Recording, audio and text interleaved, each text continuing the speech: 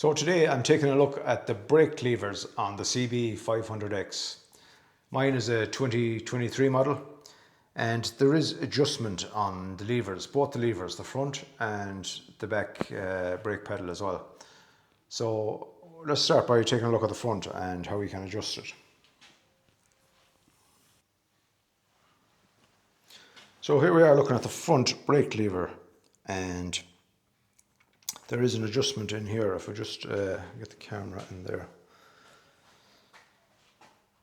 and we can see this like a silver dial here with 6 numbers on it, 1 to 6. So there are your adjustments. So you can adjust it 6 times. So when you rotate that around, it adjusts the lever here. So what that means is the lever, the distance, I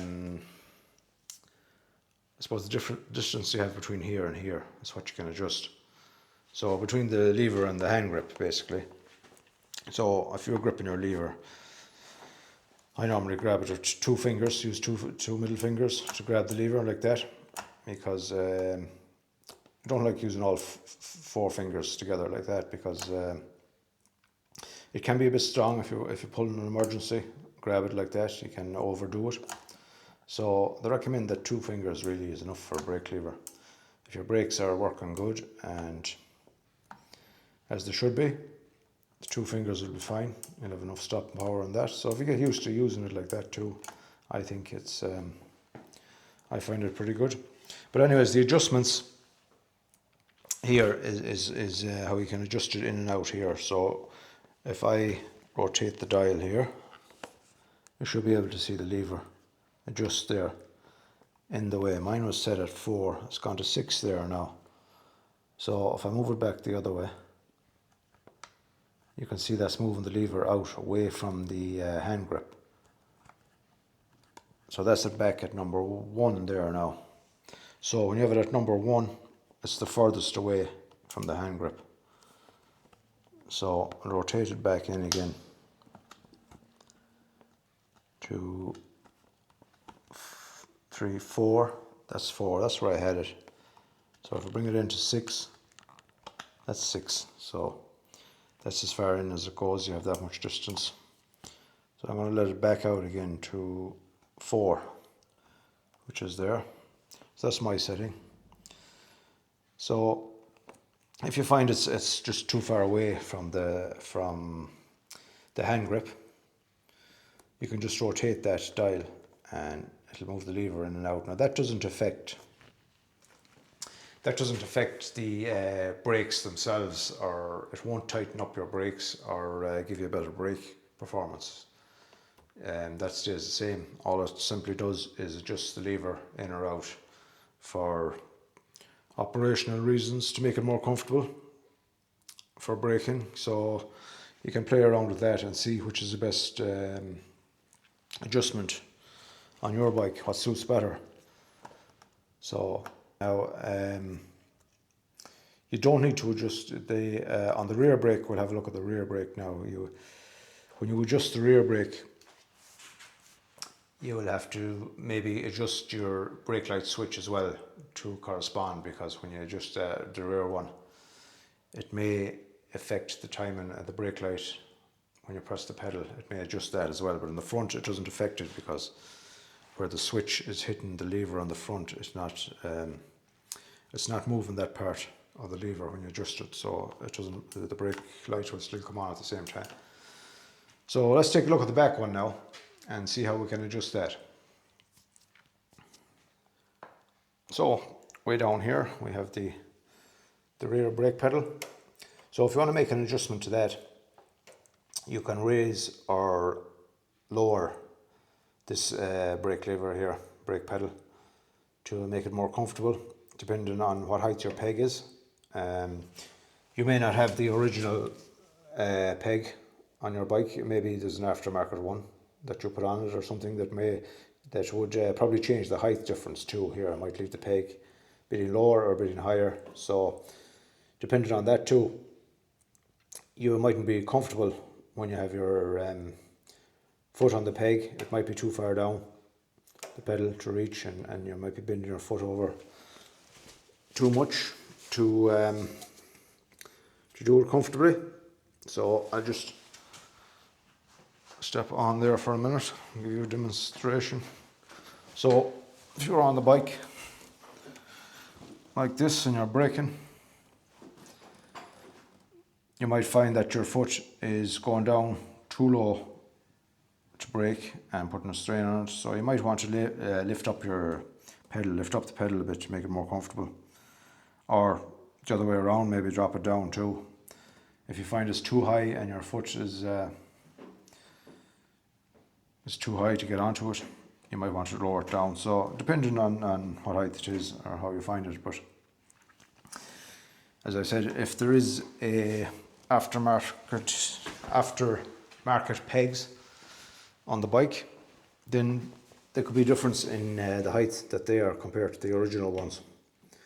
So that can affect your brake. So how to adjust that then is in here. We can see there's a 12mm nut here and there's another 10mm nut above it. So what we need to do is get a 10 and a 12 spanner, which I have here. And there's a rubber there too from the master cylinder, the brake master cylinder coming down. So you want to be very careful with that rubber that you don't damage it.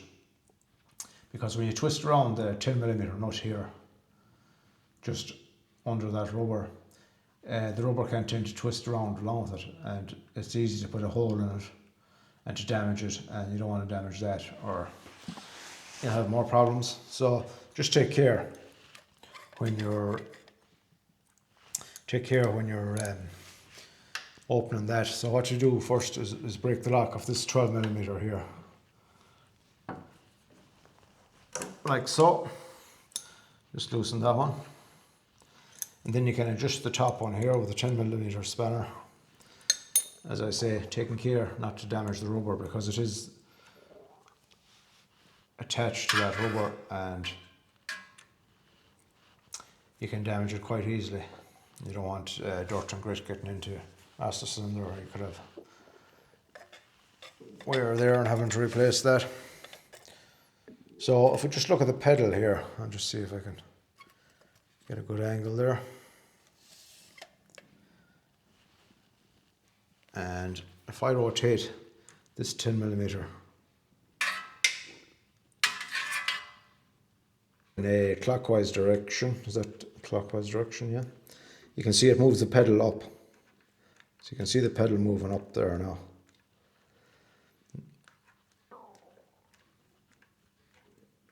So you're up nearly coming up flush with that foot peg. So you rotate it in the opposite direction, it'll bring the pedal down.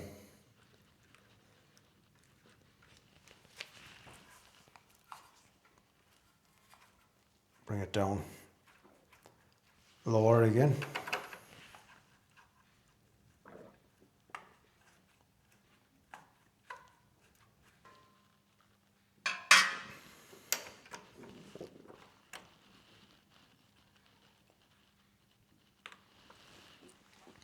So there is a small bit of adjustment there that you can play around with to move it up or down slightly. Not a whole lot, not a whole amount now. So, but it might make a difference to your braking and how it feels on the foot. So it's worth trying. If you feel it's not in a comfortable position at the moment, you could try adjusting that. But as I said, just take care with that rubber there, that you can see that rubber there, that it doesn't get damaged or you don't get a hole in it, because it is practically attached to that base nut there, that bottom nut. So when you rotate that, it could twist the rubber, so just take care that doesn't happen, that you don't twist it and kink it and put a hole in it. So that's that.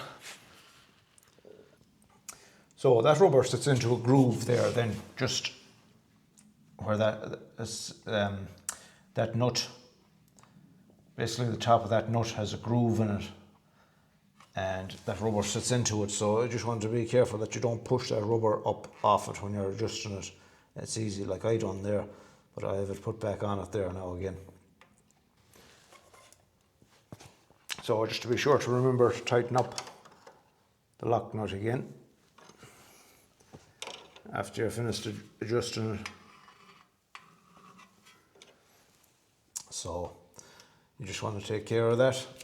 And the other adjustment then is a brake light switch. So if you adjust your lever there, you want to be sure that the brake light is coming on at the correct time. So I'll just switch on the ignition there now. And we see the brake light. No, so adjustments to make there now. So because I adjusted that, has affected the adjustment of the brake light. So the brake light switch is, let's get a light here, let's see. Brake light switch is in there. Where am I?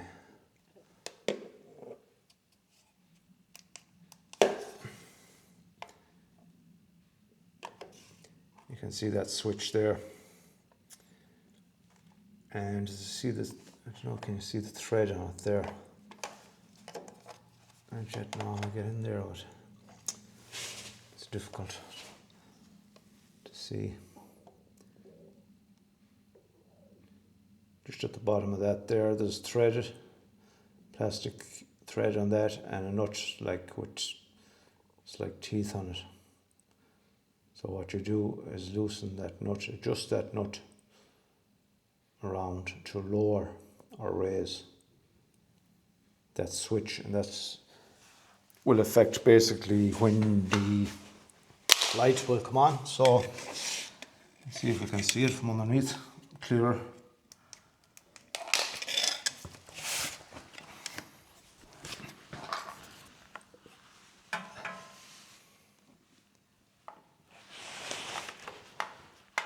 Yes, we can get a better look at it in there.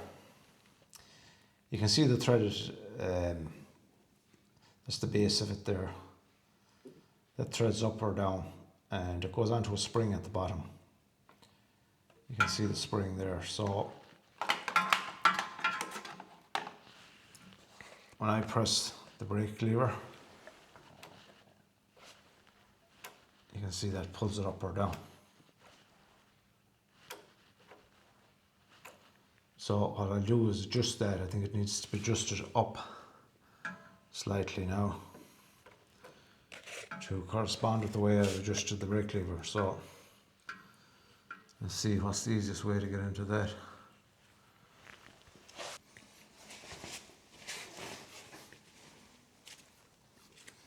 So now I'll just try rotating that and see.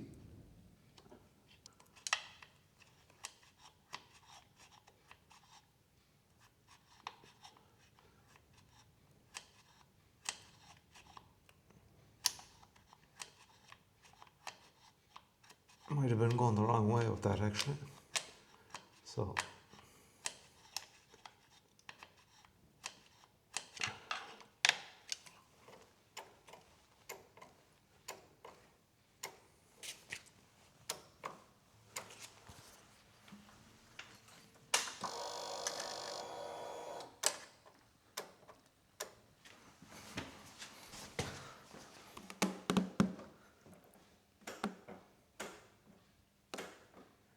yeah, now I think we're sorted. You can see I hit the brake pedal. Brake light is coming on. So we're all good.